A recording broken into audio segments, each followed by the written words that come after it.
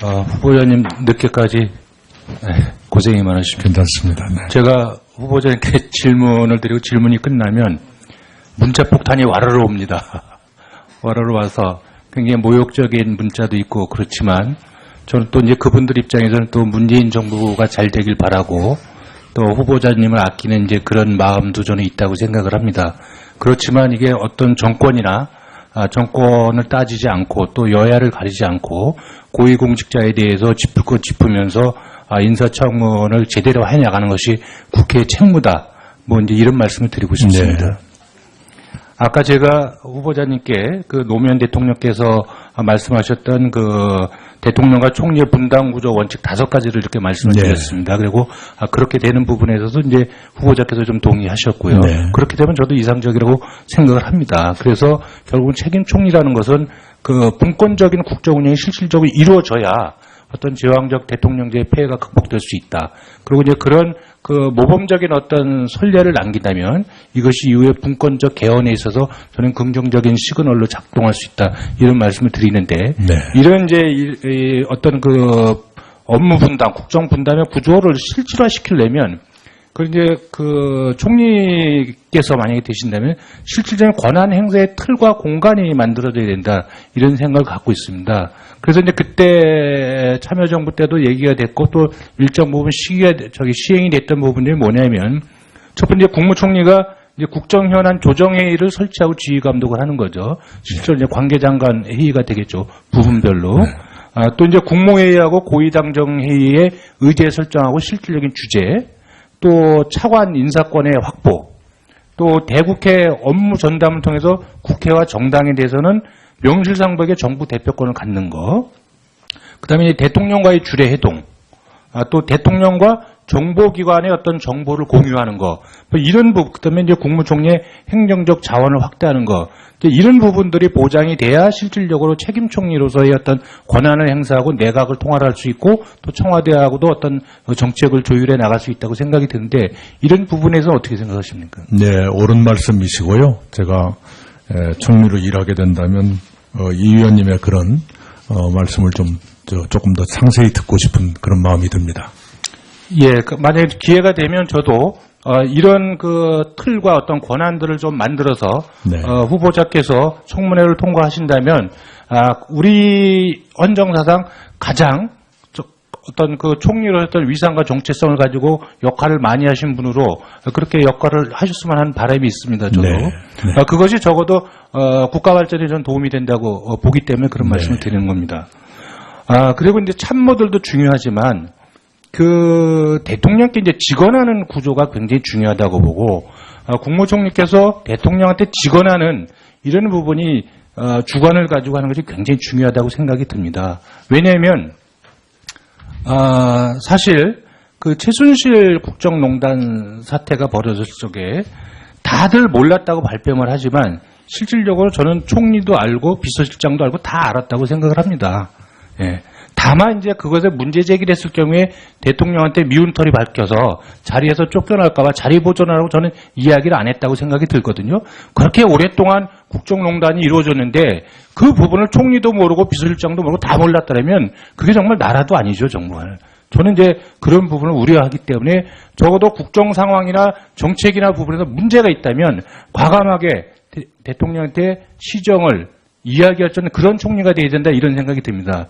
그런 측면에서 만약에 저는 뭐 그런 일이 없을 거라고 생각이 들지만 총리로 봉직하는 과정에 있어서 청와대에서 최순실 같은 국정농단 사태가 벌어진다면 그때는 어떻게 하시겠습니까? 네, 정말 직언을 드려야 되고요. 만약에 그래도 시정되지 않는다면 좀 더 결연한 행동이 필요할 것이다 이런 생각을 합니다. 직을 거실 생각은 있으신 네. 건가요? 고맙습니다. 그 후보자께서 생각하시는 우리나라 역대 국무총리 중에서 그 롤모델이 있습니까? 인물로 없다면 대통령과의 관계에서는 이해찬 총리께서 가장 독립적이고 독자적인 역할이 있었다고 생각합니다.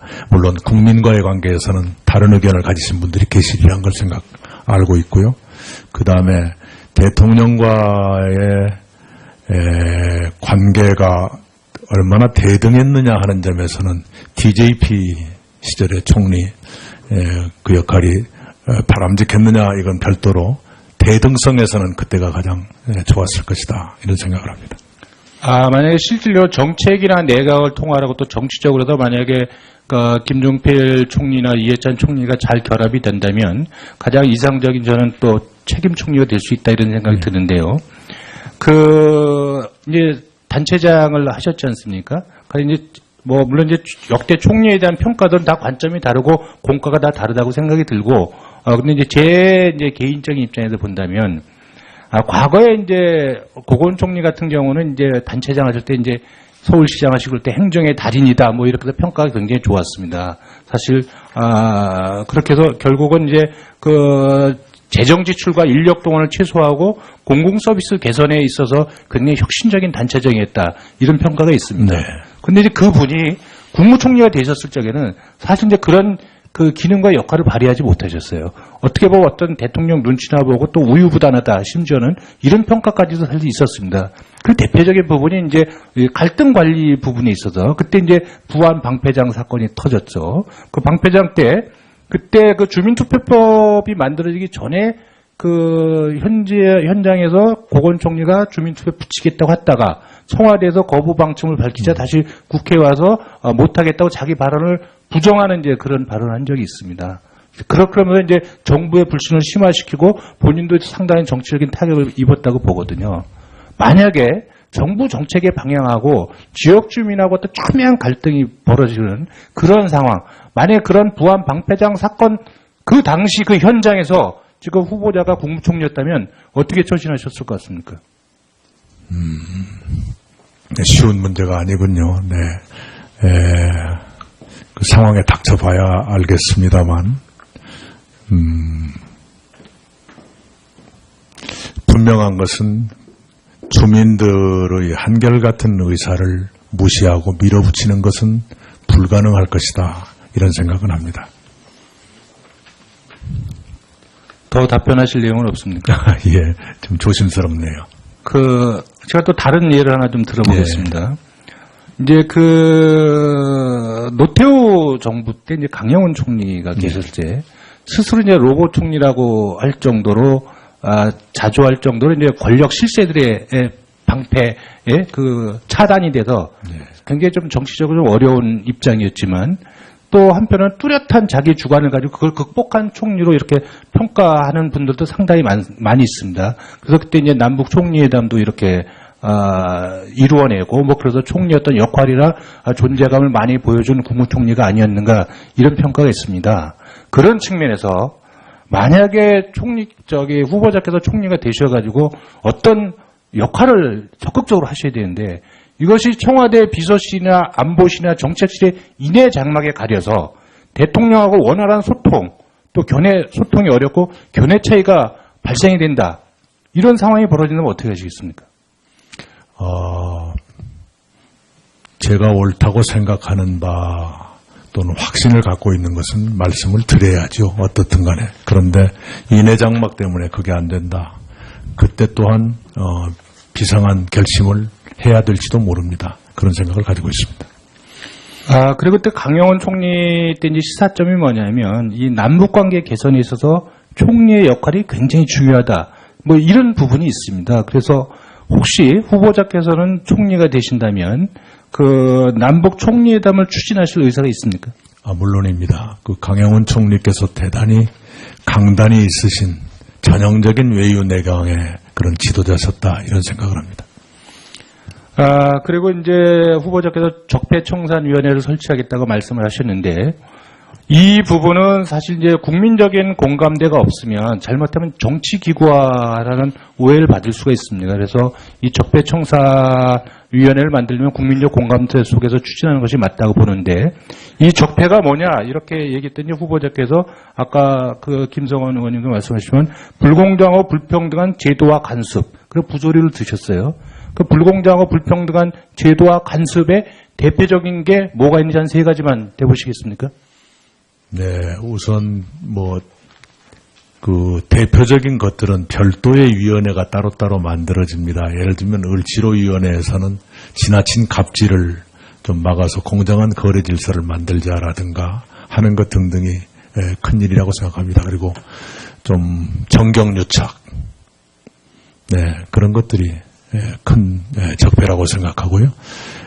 적폐청산위원회 제가 이렇게 내놓고 얘기한 것까지는 아닙니다만은 그것은 제도 개선위원회 이 정도의 비중으로 받아들여 주시면 고맙겠습니다. 행정 또는 민간 분야에서의 어떻게 그 제도를 바람직한 방향으로 바로 세울 것인가 그런 데 비중을 둘까 생각하고 있습니다. 예, 이태규 의원님. 또 차관 인사권의 확보, 또 대국회 업무 전담을 통해서 국회와 정당에 대해서는 명실상부하게 정부 대표권을 갖는 거, 그다음에 대통령과의 주례 회동, 또 대통령과 정보기관의 어떤 정보를 공유하는 거, 뭐 이런 부분, 그다음에 이제 국무총리의 행정적 자원을 확대하는 거, 이런 부분들이 보장이 돼야 실질적으로 책임총리로서의 어떤 권한을 행사하고 내각을 통할할 수 있고 또 청와대하고도 어떤 정책을 조율해 나갈 수 있다고 생각이 드는데 이런 부분에서 어떻게 생각하십니까? 네, 옳은 말씀이시고요. 제가 총리로 일하게 된다면 이 의원님의 그런 말씀을 조금 더 상세히 듣고 싶은 그런 마음이 듭니다. 예, 만약에 기회가 되면 저도 이런 그 틀과 어떤 권한들을 좀 만들어서 후보자께서 청문회를 통과하신다면 우리 이렇게 오랫동안 국정농단이 이루어졌는데 그 부분을 총리도 모르고 비서실장도 모르고 다 몰랐다면 그게 정말 나라도 아니죠, 정말. 저는 이제 그런 부분을 우려하기 때문에 적어도 국정 상황이나 정책이나 부분에서 문제가 있다면 과감하게 대통령한테 시정을 이야기할 수 있는 그런 총리가 돼야 된다 이런 생각이 듭니다. 그런 측면에서 만약에 저는 뭐 그런 일이 없을 거라고 생각이 들지만 총리로 봉직하는 과정에 있어서 청와대에서 최순실 같은 국정농단 사태가 벌어진다면 그때는 어떻게 하시겠습니까? 네, 정말 직언을 드려야 되고요. 만약에 그래도 시정되지 않는다면 좀 더 결연한 행동이 필요할 것이다 이런 생각을 합니다. 직을 거실 생각은 있으신 건가요? 고맙습니다. 그 후보자께서 생각하시는 우리나라 역대 국무총리 중에서 그 롤모델 헌정사상 가장 어떤 그 총리로 했던 위상과 정체성을 가지고 역할을 많이 하신 분으로 그렇게 역할을 하셨으면 하는 바람이 있습니다. 저도. 그것이 적어도 국가 발전에 전 도움이 된다고 보기 때문에 그런 말씀을 드리는 겁니다.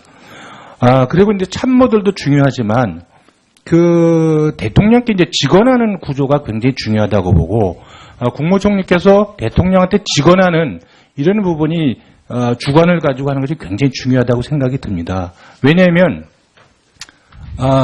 사실 그 최순실 국정농단 사태가 벌어졌을 적에 다들 몰랐다고 발뺌을 하지만 실질적으로 저는 총리도 알고 비서실장도 알고 다 알았다고 생각을 합니다. 예. 다만 이제 그것에 문제 제기를 했을 경우에 대통령한테 미운 털이 밝혀서 자리에서 쫓겨날까봐 자리 보존하라고 저는 이야기를 안 했다고 생각이 들거든요. 그런 생각을 합니다. 그래서 결국은 책임 총리라는 것은 그 분권적인 국정 운영이 실질적으로 이루어져야 어떤 제왕적 대통령제의 폐해가 극복될 수 있다. 그리고 이제 그런 그 모범적인 어떤 선례를 남긴다면 이것이 이후에 분권적 개헌에 있어서 저는 긍정적인 시그널로 작동할 수 있다. 이런 말씀을 드리는데 이런 이제 어떤 그 업무 분담, 국정 분담의 구조를 실질화시키려면 그 이제 그 총리께서 만약에 되신다면 실질적인 권한 행사의 틀과 공간이 만들어져야 된다 이런 생각을 갖고 있습니다. 그래서 이제 그때 참여정부 때도 얘기가 됐고 또 일정 부분 시행이 됐던 부분들이 뭐냐면 첫 번째 국무총리가 이제 국정현안 조정회의를 설치하고 지휘 감독을 하는 거죠. 실제로 이제 관계장관 회의가 되겠죠. 부분별로. 또 이제 국무회의하고 고위당정회의의 의제 설정하고 실질적인 주제입니다. 후보자님 늦게까지 고생이 많으십니다. 괜찮습니다. 네. 제가 후보자님께 질문을 드리고 질문이 끝나면 문자 폭탄이 와르르 옵니다.